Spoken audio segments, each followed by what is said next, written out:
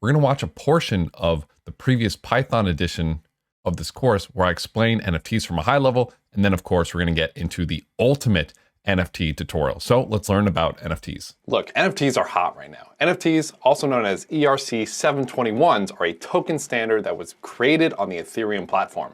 NFT stands for non-fungible token and is a token standard similar to the ERC20. Again, ERC20 is like Link, Aave, Maker, all those goodies that are found on the Ethereum chain. An NFT, or a non-fungible token, is a token that is non-fungible. This means that they are starkly unique from each other, and one token isn't interchangeable with any other token of its class. A good way to think about it is $1 is interchangeable with any other dollar. $1 is going to have the same value of another dollar. Those are fungible tokens. That's like ERC20s. One link is always going to be equivalent to one other link. By contrast is going to be NFTs. Those of you nerds out there would know, like a Pokemon would be a good example of an NFT. Your one Pokemon is going to have different stats, different move sets, and isn't interchangeable with any other Pokemon. Or maybe a more relatable one is like a trading card, a unique piece of art, or the like. So that's what these NFTs are.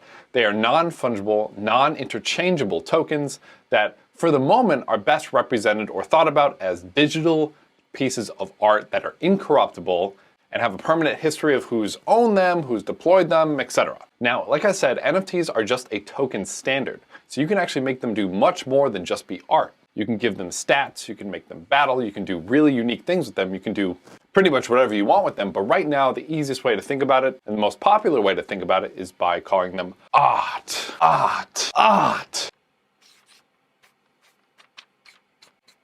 It's art! Or some type of collectible, or just anything that's unique. So like I said, they're just tokens that are deployed on a smart contract platform, and you can view them on different NFT platforms like OpenSea or Rarible. And these are the NFT marketplaces that let people buy and sell them. You obviously can do that without these marketplaces because it's decentralized, but they help and give a good user interface. Now, like many of you out there, my initial thought to NFTs was, okay, this sounds pretty dumb. But I think that was dumb. I think art does have a lot of value, and I think that artists are not always paid fairly for what they do. And this is actually a huge issue right now in the modern day world, where an artist can make some type of art, people just copy paste it, everywhere, and they never get attribution for what they made. So having a really easy decentralized royalty mechanism or some type of mechanism where these artists can get accurately comped for what they're doing, I think is really important. I love music, I love movies, those are pieces of art that I digest and I really like, and I think it's fair for them to get comped appropriately, because they are providing value to my life. I think NFTs are a great way to solve this issue, as kind of having these decentralized audit trails and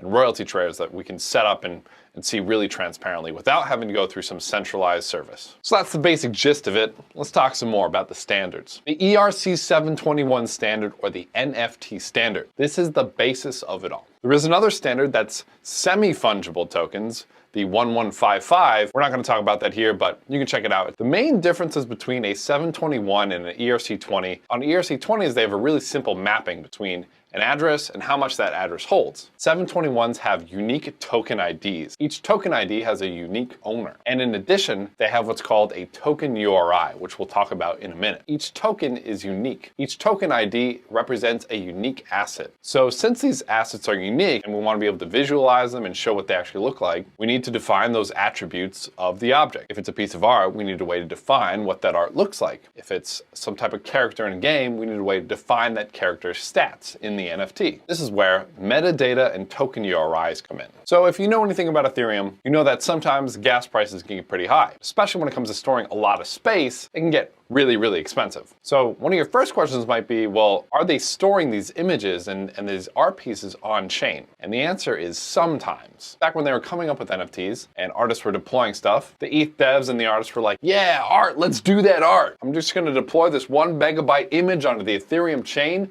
and oh God, it's so much gas expensive. How do I hit the delete button? How do I?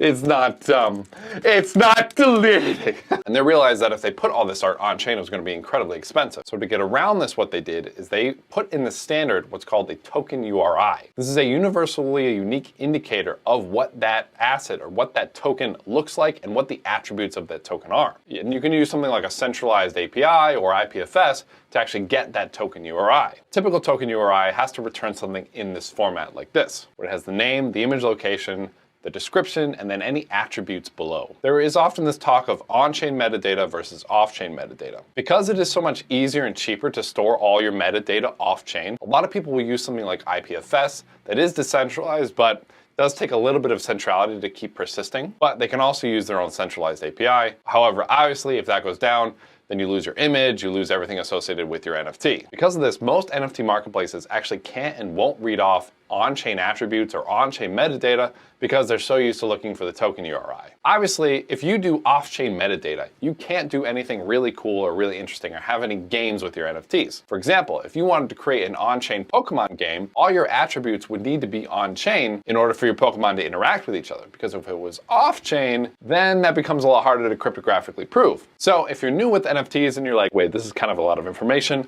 I'll make it easy for you. If you're looking to render an image of an NFT, add your image to IPFS, add a metadata file pointing to that image file on IPFS, and then grab that token URI and put it and set it as your NFT. The Chainlink D&D article does a great job of walking you through this and showing you how to do this, so be sure to read that if you're looking to learn how to do that. We're not going to cover that in this video, but we will be deploying our first NFT with some on-chain attributes. Again, having your attributes on-chain is really going to allow you to build really creative NFTs that build games or have interesting properties and really makes the authenticity of your NFT guaranteed because those attributes are always going to be on chain.